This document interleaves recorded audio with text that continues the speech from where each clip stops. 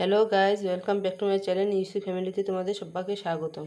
বন্ধুরা, এখানে আছে মোয়া মাছ, একটা মাছের ছোটো মাছের রেসিপি নিয়ে এসেছি। এখানে মোয়া মাছ আমি ভেজে রেখেছি আগের থেকেই, আর এটা হলো তিল কাটালি মাছ। এই দুটা মাছ একসঙ্গে করে আমি একটা রেসিপি তৈরি করব। তার মধ্যে কী অ্যাড করছি দেখো, এখানে কাঁচা লঙ্কা আছে, মূলো আছে, পেঁয়াজ আছে আর ধনেপাতা আছে। কী করছি এখন দেখো। এখন আমি এই মূলা আর পেঁয়াজটাকে আমি এখন কুড়িয়ে নেব। এই যে কুড়ানিটা দিয়ে কুড়িয়ে নেব, কুড়িয়ে দিয়ে খাচ্ছি। দেখো, এখানে আমি মূলাটা কুড়িয়ে নিয়েছি আর এখানে আমি পেঁয়াজটাকে কুড়িয়ে নিয়েছি। এখন আমি এই বাটিটার মধ্যে সব মাছগুলোকে দিয়ে দেবো একসঙ্গে। এই মাছগুলো দিয়ে দিলাম, দোনোটা মাছই দিয়ে দিলাম। এখন এই মূলোটুকু দিয়ে দেবো, এই মূলাটাও দিয়ে দিলাম। সব এখন একসঙ্গে মেখে নেব একসঙ্গে। পেঁয়াজটাকে দিয়ে দিলাম আর এখানে গোটা কাঁচা লঙ্কা কটা ছিঁড়িয়ে দিয়ে দিলাম।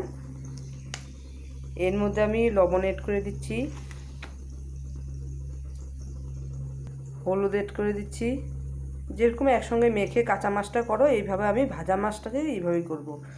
এখানে মরিচের গুঁড়ো একটু দিয়ে দিলাম, এটার মধ্যে একটু কাঁচা তেল দিয়ে দিলাম।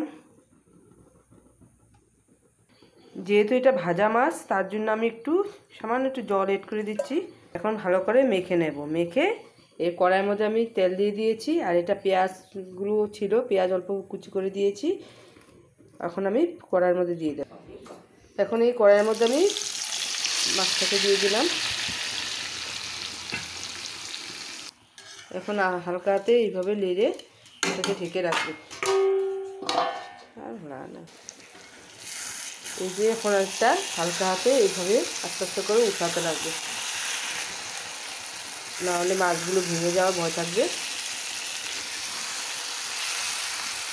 হয়ে গেছে, এখন এটার মধ্যে আমি ধনেপাতা একটু দিলাম।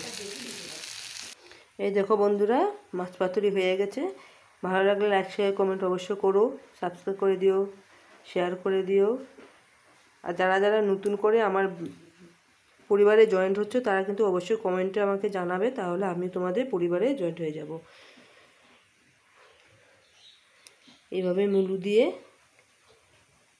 খেয়ে দেখো। বাই বাই বন্ধুরা।